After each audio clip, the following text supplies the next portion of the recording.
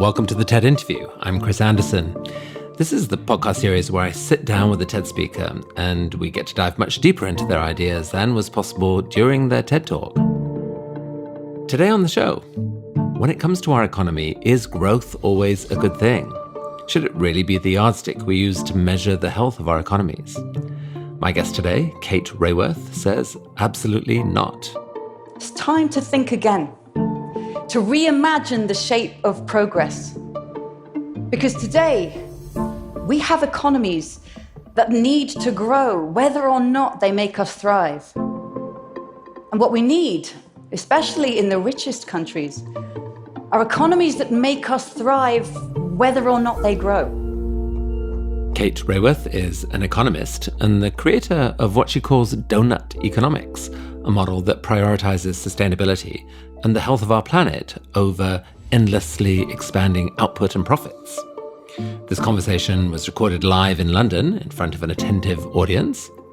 Now, I loved Kate's TED Talk, but in this format, we had so much time to really dive into the details of how she sees the world. I found it both provocative and really compelling. If you care about climate change or the future of capitalism, or just humanity's ability to survive and thrive in the years ahead, I think you're going to find this one interesting.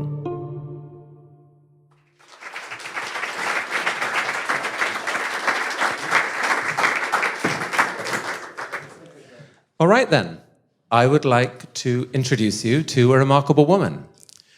She's an economist, but an economist who's taken it upon herself to seek to overthrow some of the core tenets of economics.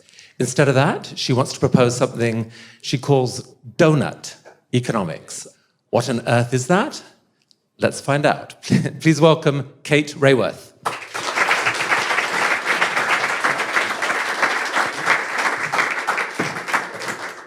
Kate, welcome to the TED Interview. Thank you so much.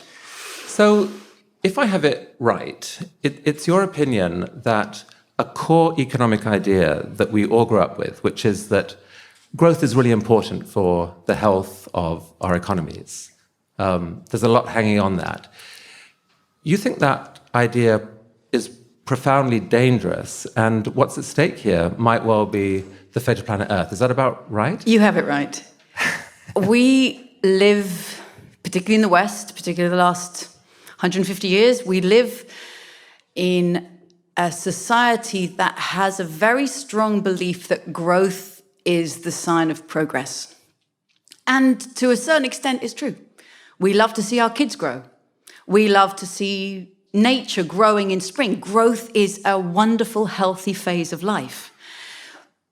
But in our economies, it's like we've turned to Peter Pan economics, the economy that never wanted to grow up. It wanted to grow and grow and grow forever, and it becomes this permanent phase.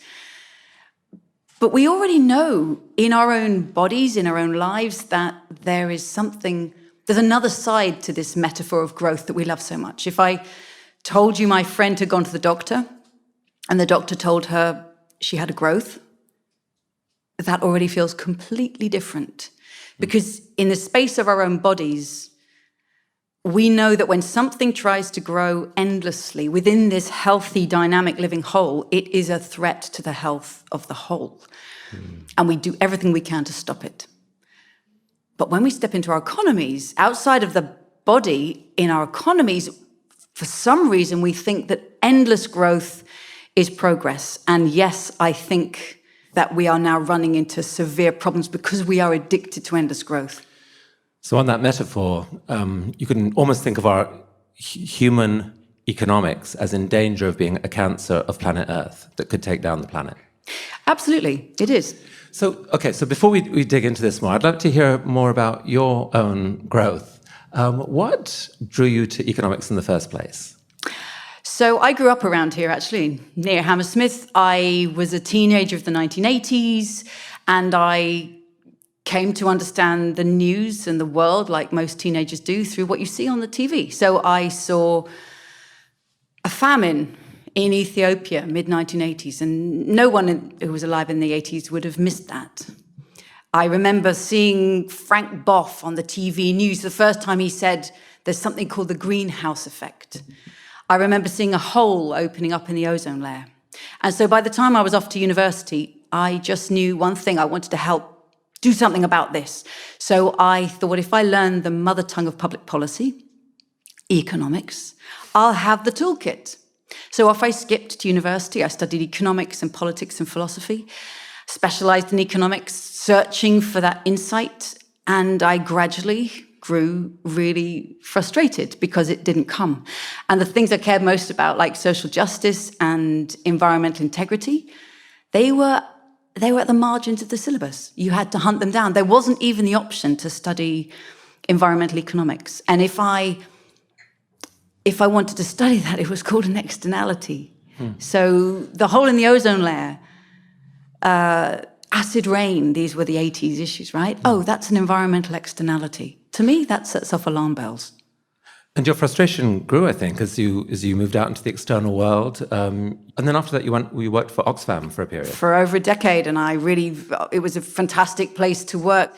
We worked on all the things that mainstream economics left invisible at the margins. And in the middle of this, I became a parent. I became a mother of twins, immersed myself in changing nappies and the unpaid caring work of parenthood. And it was after that that was about 20 years of my career. And maternity leave can be a wonderful thing. It gives you that time to reflect. And I thought, I've spent the first 20 years of my career trying to make visible all those things left invisible in mainstream economics. By the way, it was the year of the financial crisis, so the world was sort of falling apart. And economists were starting to say, we need to rewrite economics so that it actually reflects financial realities. And I thought, I'll be damned. If we're going to rewrite economics just to reflect financial realities, we have to reflect also the ecological crisis we face and the extraordinary inequality crisis we face. So I came back from maternity as a parent saying, I want to be part of the movement that rewrites economics so that it's actually fit for the 21st century. So when did it become clear to you that there was this problem with growth and how we think about it? Because the only metric of economic success that we were even taught to consider, without really reflecting on it, was GDP. If you were talking about macroeconomic policies, if a policy resulted in GDP growth, that was somehow tacitly a tick box good policy. But it made me reflect that we had never, in 4 years of studying economics, we'd never had a conversation about what is the purpose of the economy. What is it for? And economics, when you go back to the ancient Greek roots, means the art of household management. Well, it's a wonderful, noble aim to manage the household well in the interests of all its inhabitants. But if you want to do that, you need to know to what end are you managing your household? And if you don't know to what end, how on earth can you say what success looks like? Well, GDP, gross domestic product, seemed like a useful sort of catch-all, a way of measuring, connecting all the dots of an economy to see basically how well a country is thriving against other countries. What's wrong with that? That's a useful idea. Everyone wants to do better and, show some kind of progress. So I can feel the ground shifting because I think Simon Kuznets, the creator of GDP back in the 1930s, is turning in his grave and saying, I can't believe this idea I was told to create has had such traction and such misuse. He was asked in the 1930s by US Congress to come up for the first time with a single number to measure the output of the economy. America could say, well, we've produced so many tons of steel and so many bags of grain, but can we add it all together? So they commissioned him to do this, and he said, yes, I can. I can add it all together in one number, national income, what we now know as GDP, but he gave it with a caveat. He said, the welfare of a nation can scarcely be known from this number. Don't mix it up with welfare, right? Because it tells us nothing about the unpaid caring work of parents, tells us nothing about the value that's created in communities, because that's not priced. And it's a measure of the flow of economic value. It tells us nothing about the stocks, the living world, the forests, the mines that get run down in order to create this value. So he gave us the caveats right from day one. But the convenience, the temptation of this single number was so great that politicians sort of tucked it in their armpit and carried right on. And we ended up in a horse race of pursuing GDP growth.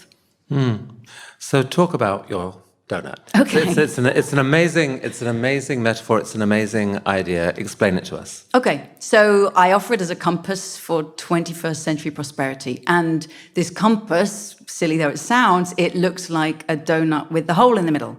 So imagine from the center of it, humanity's use of Earth's resources radiating out from the middle of that picture. So in the hole in the middle of the donut, that is the place where people don't have enough resources to meet the essentials of life. It's where people don't have enough food or healthcare or education or housing or gender equality or political voice or access to energy. And we want to leave nobody in that hole.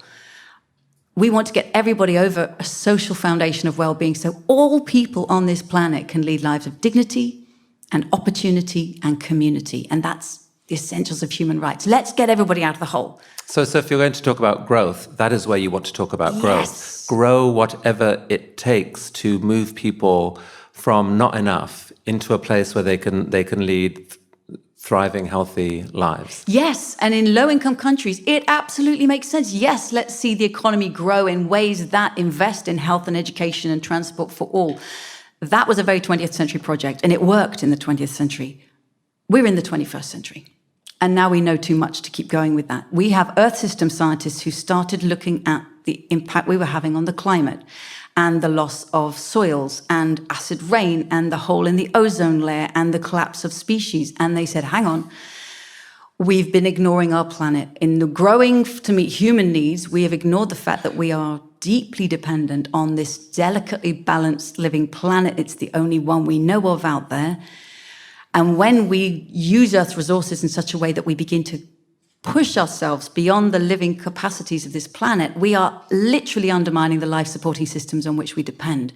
So hang on, just as there's an inner limit of resource use, and we call that poverty and deprivation, there's an outer limit of humanity's resource use. That's ecological degradation, and we are breaking down this planet on which we depend. So there you get the donut, you get the inside, which is leave nobody behind in the hole, but don't overshoot the outer ring either, causing ecological breakdown. Those boundaries are things like what? Give a few examples. So climate change. Let's not put so much carbon dioxide in the atmosphere we begin to heat the planet.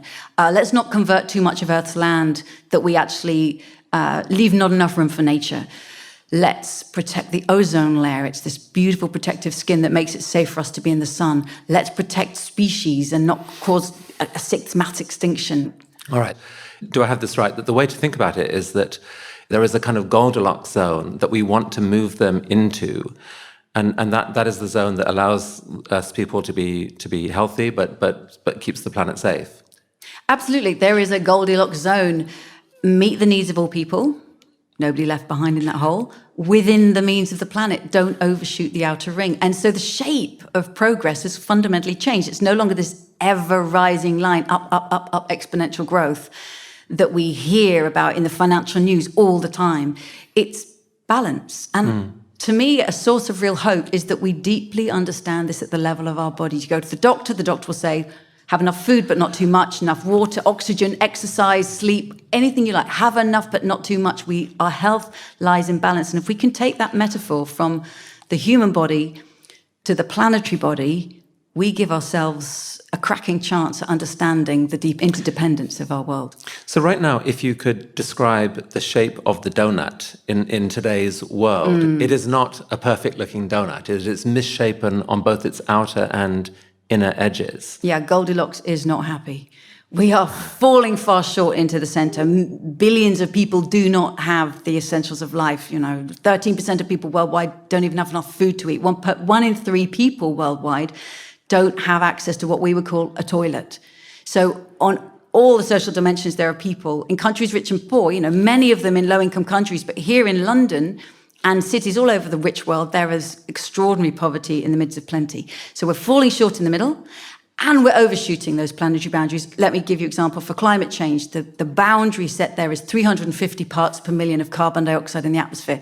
Just a couple of weeks ago, our planet went over 415 parts per million of carbon dioxide concentration. We have to come back into this from both sides at the same time. And last century's belief in growth is not the model that's going to get us there. I mean, one thing I've wondered about, Kate, as I thought about your ideas, is how they could be adopted by mainstream culture into our narrative. There's something very simple about growth, and actually something very sort of, as you say, it resonates very deeply as a sort of human instinct. We want to grow things.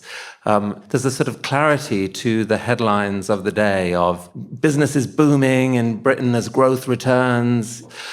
What would a news story look like in a world that understood your dashboard and wanted stories that moved the world to a more perfect donut shape? So I like to imagine, if you go to Times Square, there's the sort of stock prices running like ticker tape across the buildings.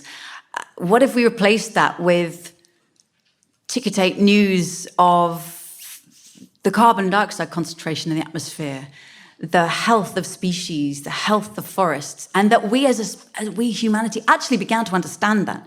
It sounds bizarre as I say it now, and yet over the last 10, 15 years, we can have a conversation about our carbon footprint, which 20 years ago, people said, what are you talking about? I think we're going to become literate in these kinds of metrics. I look forward to a newspaper headline that says, not only, beavers return to the forests thanks to rewilding, but also nurses and school teachers return to the city thanks to communally owned housing. I will look forward to the day that there's a headline that says, today humanity has returned to living below 350 parts per million of carbon dioxide in the atmosphere, last seen in 1986. So we will ultimately not have just stabilized, but reduced and come back within. I look forward to the day the headline says, the first city in the world, and who knows which city it's going to be, is mimicking the performance of nature next door. And this is the deep ideas of Janine Benyus and biomimicry, that our cities should match or exceed the wildland next door. So this city, London, should be sequestering as much carbon dioxide as a forest in England, should be forming as much soil, housing as much biodiversity, storing as much groundwater. To me, these are the kinds of headlines, and they will make sense because we will understand it as we understand bodily health. People love headlines about tea's good for you, red wine's good for you, no, chocolate's not good for you. We understand this about what makes me healthy. We will take that from the personal to the planetary. And of course, there'll be still power struggles and contestation. It's not going to be rosy. I think it's going to be very unrosy, this struggle to reinvent the metrics. But I want governments, not just the headlines, I want governments every year to stand up in Parliament with their national donut and have to report on the extent to which they are meeting the needs of all people in their country, in this country, in the UK, tackling the extremes of inequality and homelessness and people using food banks, and that needs to be reducing, but also how we're coming back within our carbon footprint, using less land, and how are we achieving this? That will make sense. I mean, it feels like there needs to be, for this to work, there's a huge number of people who need to change their way of thinking. It's not just economists who need to get wiser or politicians. It's journalists. It's every citizen. You have to communicate to people. How could you wouldn't report on the health of your child by just telling me every year how tall she had grown.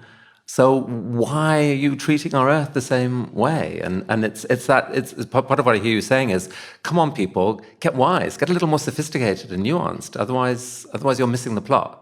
And by the way, you said, yes, we love to see our kids grow, but I would be really alarmed if I had to come and tell you my daughter is now 3 meters tall, right?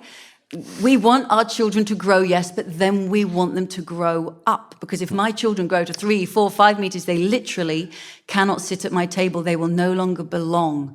So, yes, we want to move to these other metrics that get beyond this obsession with growth. And you've used this analogy that it's as if economists believe that the world is taking off in an aircraft, and that aircraft somehow has to continue to climb a little higher every year. Talk about that metaphor. I think thanks to the cheap energy that was gifted to us by fossil fuels before we knew the troubles they caused, and I'm talking about the last, say, 150 years, we have lived in an era where our economies have grown. So it's become the normal condition. And we behave as if that will always be so, and never look to the idea that an economy might at one point grow up and come to thrive. So all of our institutions, financial and political and even social, are predicated on the idea that we will continue to grow and have more. And it's such an anathema to the mind to actually question whether that will keep going. And the risk is obviously that relentless growth means that, I mean, apart from anything else, I guess the main thing people worry about today at this moment is climate, that you get ever-increasing emissions, carbon footprint, but there are other things as well that the Earth perhaps can't handle if we're stuck on this model of eternal growth. So the dream is green growth. The dream is that we can have a rising GDP, rising financial value. This is not your dream. This is the dream out there. Right. That this will all be okay. The dream is that GDP can keep on increasing. We can have increasing financial returns, but that we can decouple from using Earth's resources. We can use less carbon and less metals and minerals and plastics, and we can use less of the Earth's land surface and separate these two, ever-rising GDP and falling resource use. It's a fabulous dream. Would that it would be true. I have not seen any evidence from any country that they are managing to decouple this pairing on anything like the scale that we now know is required to bring us back within the bounds of our planet. I mean, there has been some level of decoupling. Yes. I mean, on the numbers I've seen, it looks like in both the UK and the US, for example, over about 25 years, the economy, as measured by GDP, very approximately doubled. But the amount of physical matter used, like the resources used to power that economy, as weighed, as physical matter, basically, if anything, has slightly declined. In other words, we're getting much more economic value for every ton of product that we're extracting from the earth somehow. So there's been that level of decoupling, and in some areas it's really spectacular. I mean, copper wire can conduct communications or electricity. Optical fiber weighs less, costs the earth less, and can conduct like 1,000x or 1,500x more for the same amount. Why are you not persuaded that an extension of those trends could actually work out? So I absolutely agree. Some decoupling is possible and it's happening, and we need as much of it as we can get. But as you said, like over a 25-year period, the size of the economy's GDP has doubled. The hope is that it will double again and again. And so to even stand still, you would need resource use to halve. But the idea that it will endlessly be halved and halved and halved is a spectacular dream. And I have not seen any evidence of any country decoupling on anything like the scale that's required. We're falling maybe 5% here, 10%. We are at a time of climate emergency, of ecosystem collapse. We need to radically reduce our use of Earth's resources, and we're nowhere close to that. Right, so you're arguing it's not enough to say, even if you could double GDP while keeping extraction or consumption levels the same, that's still a problem because emissions are way too high as they are. Absolutely, we're way too high.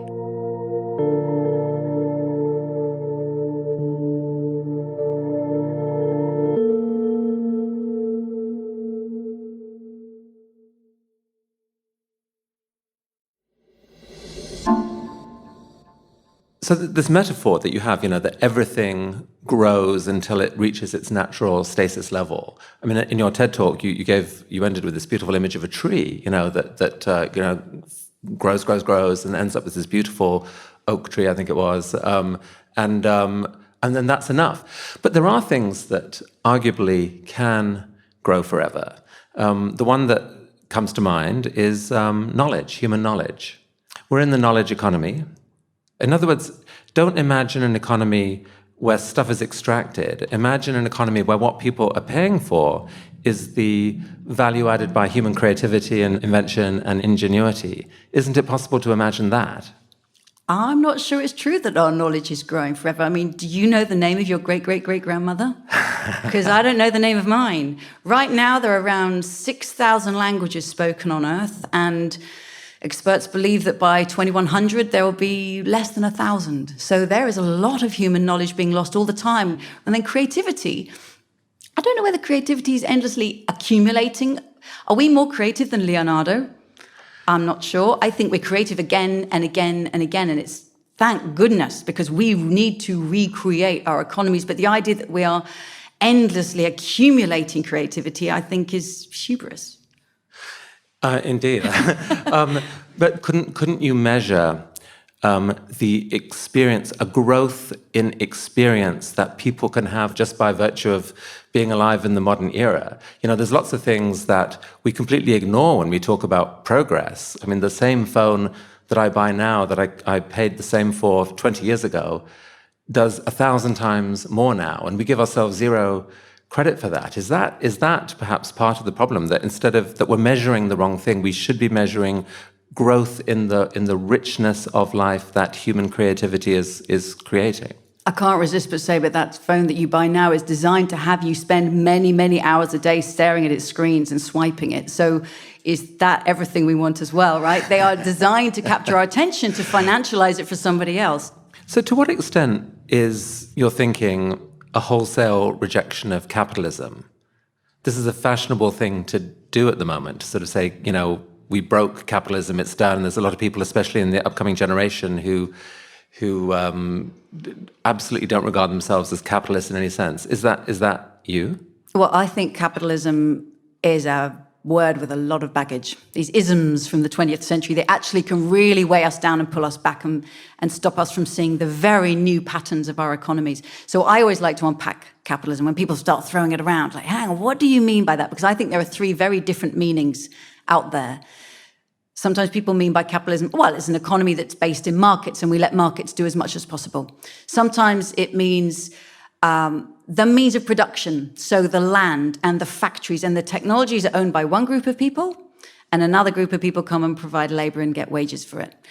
Karl Marx would have used that definition. And then a third meaning, I would say, is an economy with a financial system that is based on the pursuit of endless gain, right? We use capital, money, we invest it to get a return, and now the capital is increased and we invest it again, and it's money that begets money that begets money endlessly. So let's just unpick those. Markets, I think markets are a very clever design. Adam Smith saw this, right? That without ever having to meet and talk, millions of people could coordinate their activities, whether they're making bread or beer or clothing, through the market mechanism, yes. But there's a big caveat to the market. They only value what's priced, and they only serve those who can pay. Those are pretty big caveats. So markets need to be embedded, and are always embedded, in state regulation, banning child labor, prohibiting dangerous work for people. We protect people from the ravages of the market. So markets, yes, but embedded in state regulation alongside a return of the commons, that space where we co-create things that we value, not through the market or the state, but as a community. And I think we're going to see a resurgence of that. So markets, but very different from the dominance they have today. What about the means of production? This, to me, is the great opportunity. 20th century, so many of the means of production, the technologies that dominated that century were big pieces of machinery. Think of an oil rig or coal mine or a big factory where all workers had to come into this one big factory and make cars. Or, we used a switchboard, a telephone switchboard. Every telephone message went through a central switchboard and out the other side. And knowledge was controlled in patents and copyrights. To me, these are very centralizing technologies, and the effect was that they drove the returns of enterprise into the hands of a 1%. And our huge opportunity this century is that the means of production don't have to be centralized. In fact, they're asking to be distributive. Instead of an oil rig, we have solar panels dotted across the roofs of every building. You can own the capacity to generate electricity for the first time in human history. Instead of some big factory, people can have literally a desktop enterprise with a 3D printer and a laser cutter. Instead of a switchboard, we've all got a node of the mobile network in our pockets, including people in villages in Tanzania. And instead of only patents and copyrights, we've got open source Creative Commons licensing. So we've got this incredible suite of distributive technologies that for the first time in human history are reuniting workers with the means of production. So that one, I would say, if that's what capitalism, separating capital and workers, we don't have to do that. We can reunite them, reinvent them, and create completely different dynamics of enterprise use. So let me come to the last one. The idea that we have capitalism is embedded with a financial system where money begets money, and pursues gain endlessly. And to me, that is the problem.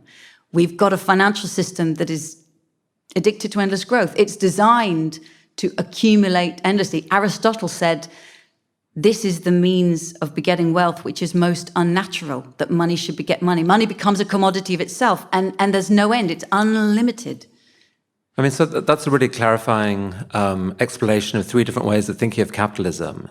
I mean, there's a fourth way that has, at least at some times, been meaningful to me, which is thinking of capitalism as the creator of ideas, or the catalyst for ideas. Capitalism is a system which, instead of people fighting each other for each other's resources and stealing them off each other, puts in place rules where people have to trade each other. As they trade, ideas spread with them, and you can argue that a lot of human progress, the ideas that we all live with today have kind of come from that trading process. And indeed, if you look around here, I mean, here we are in a beautiful room. Pretty much everything you see was a product of capitalism in some form. You know, the glass from which we drink the water, the food we're about to eat, these beautiful lights and so forth. Like it was all made by someone as a result of a chain of events that started with an entrepreneur somewhere saying, I could do this would be cool. And somewhere in that motivation maybe is the notion that there's going to be someone to buy it. I mean, is there any part of you that can allow for a sort of an inspiring idea of what capitalism can be in there? So entrepreneurs who say, I can do this, I can make this happen. The entrepreneurs I've met are usually motivated by the idea of what they could make happen in the world. I can see this possibility. That could be fun or world-changing or life-saving. They're rarely the ones who are motivated by, I could make a killing. I mean, maybe some, but, Jonas Salk created the polio vaccine. He gave it away. He said, who can own this? Tim Berners-Lee creates the World Wide Web. He gives it away. Many of the most deeply creative people are in it for the ideas and for bringing something into being in the world. To get the idea developed, then they often have to go to finance, and finance says, and I want my 10%. And so that actually shapes what the idea can do. But I just want to add, many of the things in this room you said have come from capitalism. I'm going to look at all the people in the room.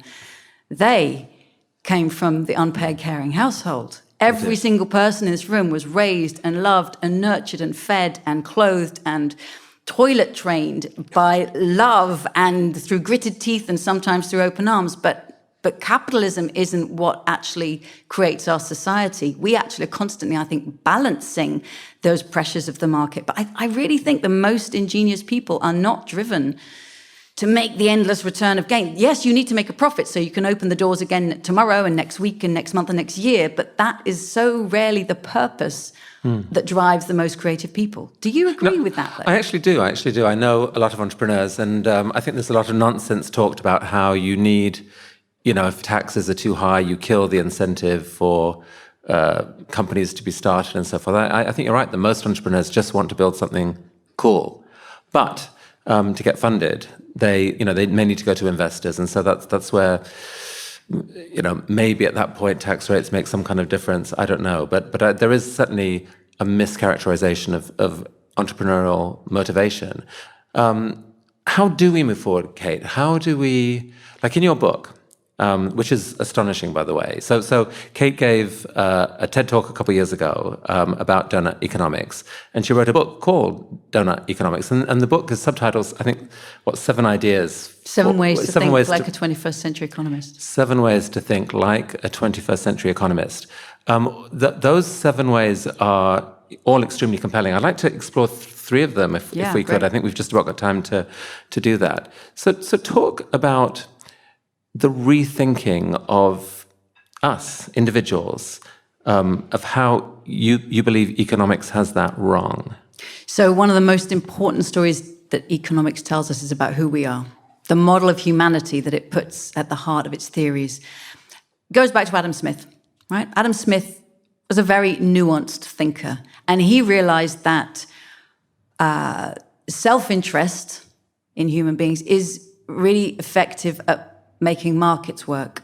But our interest in others is what makes society work. And he saw them both. And he brought into his early model of humanity, he had both of these. Well, it's nuanced, it's subtle, you can't predict it, you can't, force it one way or the other. It was too subtle. And later economists like John Stuart Mill came along, and we want to model this, simplify it. John Stuart Mill said, well, political economy, which is what they called it in those days, it doesn't treat the whole of man's nature, it just sees him as a being who desires to possess wealth. Right there, he cut us down. He took our DNA just to self-interest and the pursuit of wealth. He told us that's who we are. And over years, economists enriched this model. They added more traits. And so we end up with a character called rational economic man at the heart of mainstream economics. And I drew a little picture of him. He deserves a portrait. He's a man, for sure. No dependence.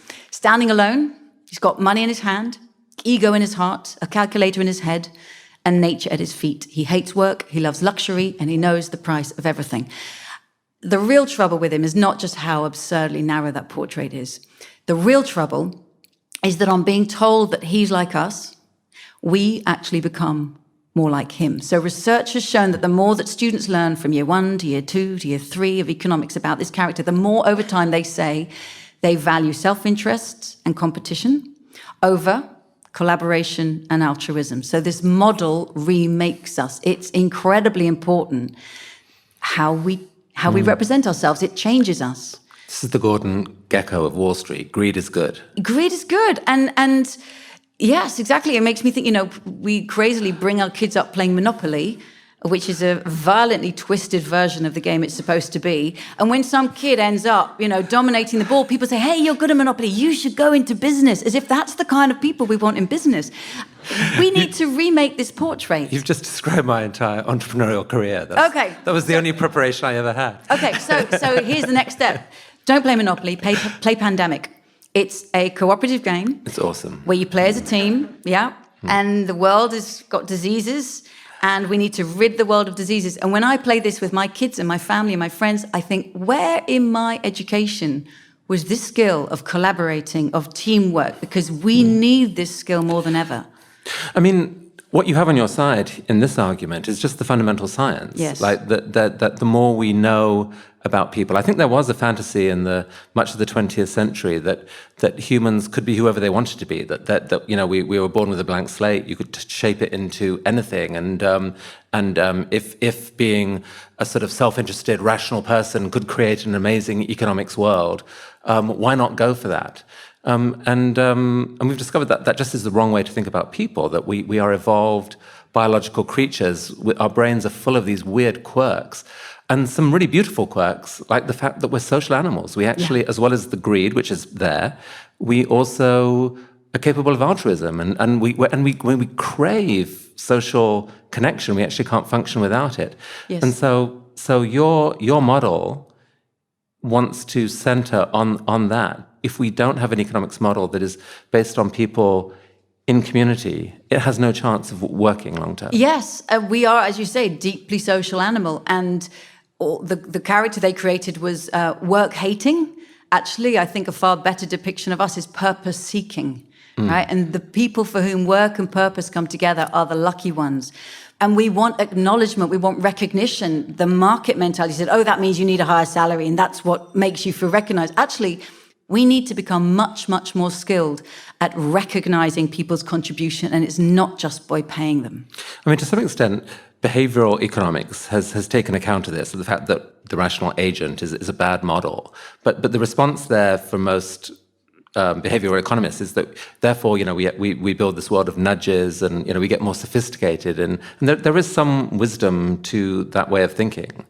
Yeah, I think we are being nudged all the time. The whole social structure, the fact that you and I are sitting on a little stage and other people are sitting there, it's a nudge about how we should all behave right now. So I don't find it scary or wrong that we should also nudge people towards putting their litter in the bin by placing the bin in a clear place with green footsteps. We're continually nudging ourselves, and we should use that wisely. We need every hack we can lay our hands on to try and find better versions of ourselves, essentially. Yeah, or tap into the better versions of ourselves that are already there. David Hume said there's needed into the breast of each of us something of the serpent and something of the dove.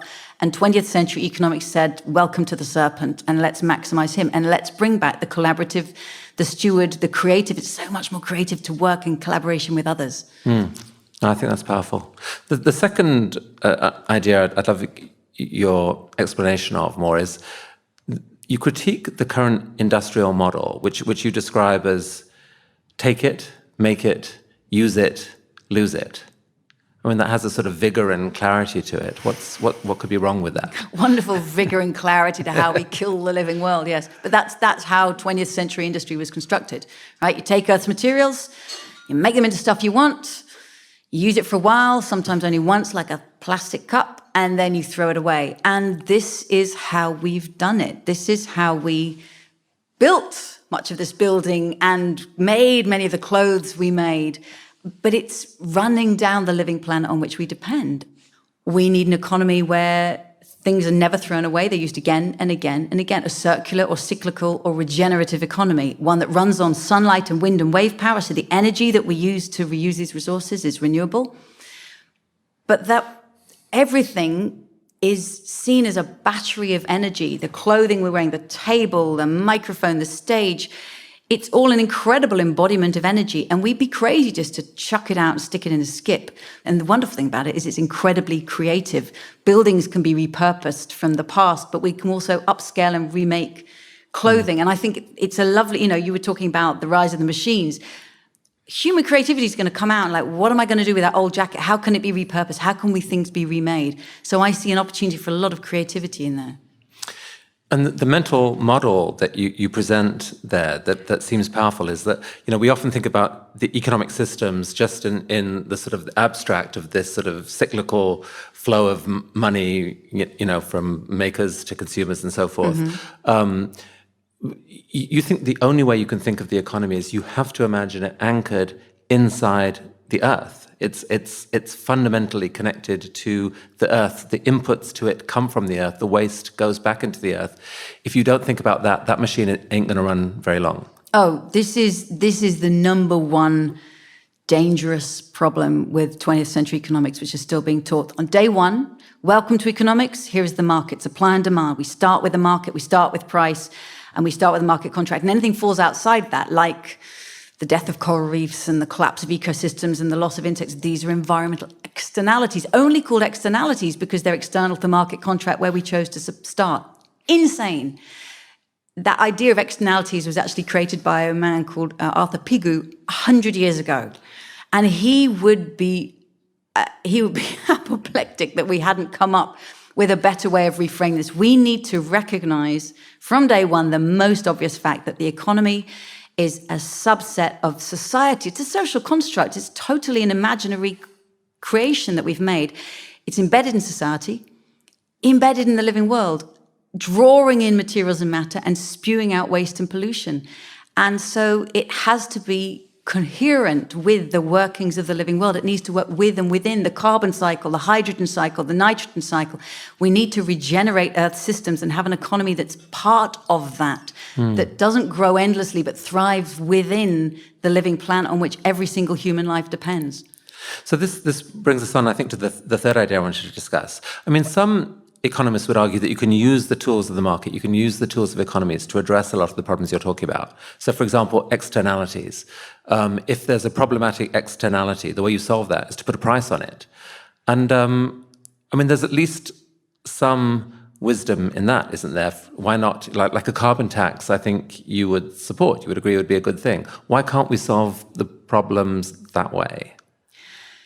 Yes, a carbon tax can absolutely help. A sugar tax was introduced here in the UK, and it has made manufacturers reduce the amount of sugar in their foods. It's right, raise the price on something, businesses will respond, yes. But again, when we start with a market, we assume all the solutions are going to come from the market, and we jump to looking at taxes. But there are so many other things that we can do. And I think if we only incrementally go for taxes, you know what's going to happen? The lobbyists come out and then they lobby it down and they say that tax is actually going to harm the economy. We're still talking in price and we're still putting price at the center of our thought.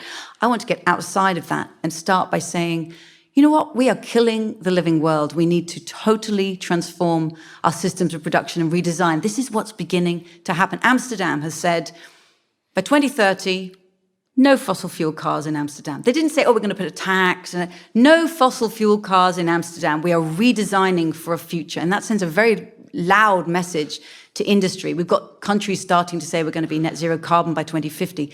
Not we're going to put a tax. We're actually going to eliminate this poor design from our systems. Then let's use it together with a tax. But let's have a vision before we just jump to a tax rate, which will be so quickly watered down by lobbyists. And the name you put on that vision, I think, is regenerative economics. Yes. Explain that more. Like you're really calling here for not tweaking at the edges with taxes, but a fundamental redesign of how our economies work. Describe regenerative economics and maybe an example or two. So it starts not by saying, let's think about the market. Economics should start on day one by saying, if we want to manage our planetary household, we need to understand the household. We need to understand the living world. We need to create economies that mean humanity belongs within the living world. And we need to invent and design and create products that do that. So let me give you one example of a wonderful Swedish sportswear company called Houdini. All the clothing that they make, and it's for going out in nature and enjoying the great outdoors, all the clothing is either made from wool and tencel, which are organic fibers. And to show the regenerative design, they asked customers to bring back their old ski wear. They put it in a compost bin. They turned it into compost. They grew vegetables on top, and then they served it to their customers. And they said, "You're eating your old, salopettes." To me, they're not there yet, but they are at the forefront of trying to get there. And of course, it's much harder for them and it's more expensive because guess what? Every other company producing ski wear is running out all this environmental impacts, cutting the corners, running down the living world. So they are blowing in the wind at the moment. And we need regulation that says, well, this has to be normal. Every company needs to be using materials that can be used again and again and again, or are composted down. So it's a combination of regulation, a combination of perhaps some visionary business leaders. You describe the difference between businesses, like a lot of businesses are trying to do, reduce their footprint or whatever. You're calling for something much bigger than that. You're calling for businesses actually to be generous to Mother Earth. Yes. Every company that comes to me says, we want to use the doughnut to really think about our future. I say, fine, you can bring your products, but ultimately we're going to talk about how you're designed and whether you're stuck in a 20th century model because shareholders are pushing you to extractive finance, or whether you can redesign that and become part of the regenerative future.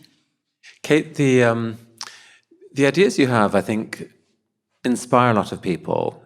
And then sometimes they hit this roadblock. Wait a sec, there are trillions of dollars pitted against this, that you are trying to change a system that has massively powerful interests with a stake in the status quo.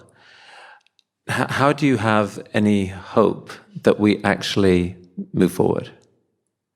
So there's the power of the wallet, the power of the lobbyists' money that passes under the table and through campaigns and through vested interests. There's also the power of the fist and the power of violence, stopping people from transforming systems. But there's also the power of ideas. And what I'm doing is just one small part of a very big transformation that's going on. And I'm just bringing one little piece of the jigsaw. I'm not trying to bring down. Look to investigative journalists who release the Panama Papers and show us all the hidden workings. I'm trying to reveal the power of ideas, and that when we start economics with the market and externalize the living world, that has profound consequences.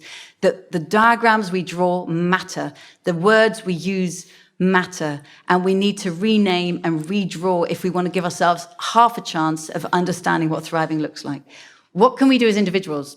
Really important question. First of all, first thing as individuals, to realize that we are not just consumers, right? That's what economics tells us. You're a consumer. You're either working or shopping or working or shopping. No, we are citizens. So we can engage as citizens. Some people are public servants. or voters or protesters. I have been a very proud and happy member of the Extinction Rebellion actions that have been happening because they are shifting things. We are householders. So how we live in our homes, how we power our homes, shift your electricity to supply to a 100% renewable electricity supplier. Shift your bank account to an ethical bank. But also think about how you protest and invest and divest and the unique networks that you are part of, because we each are incredibly influential with our friends, with our colleagues. I've spoke to a CEO recently who said they were adopting sustainability across the company. And I said, why? And he said, well, actually, I was at an internal meeting quite recently, just talking about how the business was going. And a young person at the back of the room put their hand up, very new employee. And he said, and what are we doing on sustainability? And the CEO said, I was really embarrassed because I didn't have the answer. I had to turn to the head of corporate affairs. You know, you've got a real problem if sustainability sits with the head of corporate affairs. He had to turn to her and she filled it in. And he said, I walked away embarrassed and I realized I'm not going to be recruiting the top talent. So as an employee, we are powerful. As a CEO, we're really powerful if we're going to be ambitious. So each one of us has such influence in networks that nobody else can reach into. So I think so much of it comes from there. And again, you know, what can I do? Well, a 15-year-old schoolgirl sat down outside the Swedish parliament and she sparked a global school strike, which from my own interaction with the governments, with press, with companies, I can hear that has shifted what people now think is normal. It's normal now to be ambitious. It's normal to go for a big vision. That is right for the times. And that's happened because ordinary citizens have made it so. So if you could plant one little idea finally into each of our minds to go away with, what would you plant? Okay, sometimes people say to me, oh, I love your optimism.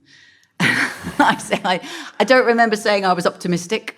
In fact, don't be an optimist if it makes you relax. Hey, you know, humans are ingenious, we've got technologies, we've sorted this, we'll get... No, because it won't happen. But don't be a pessimist if that makes you give up and you say it's too late and we are too many and it's too hard and there's too many vested interest. Because if we take that position, then it becomes true. It is self-fulfilling. So don't be an optimist if it makes you relax. Don't be a pessimist if it makes you give up. I say be an activator. Activate in the spaces where you have influence. We are so swayed as a social animal. We are so swayed by the opinions of others.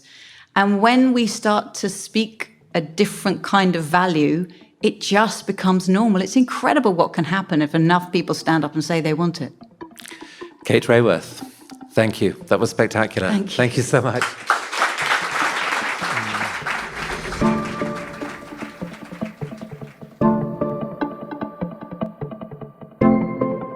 Kate Raworth's book, Doughnut Economics, 7 Ways to Think Like a 21st Century Economist, has been translated into 15 languages. Watch her 2018 TED Talk at TED.com. And if you like this conversation, help us spread the word. Share it with someone who cares about the future of our planet. You could also write a brief review of the TED interview on Apple Podcasts or wherever you listen to podcasts. I'm Chris Anderson. Thank you for listening. This week's show was produced by Lacey Roberts at Transmitter Media. Our production manager is Roxanne High-Lash. Our show is mixed by David Herman. Our theme music by Alison Leighton-Brown. Special thanks to my colleague Michelle Quint. And thank you for listening.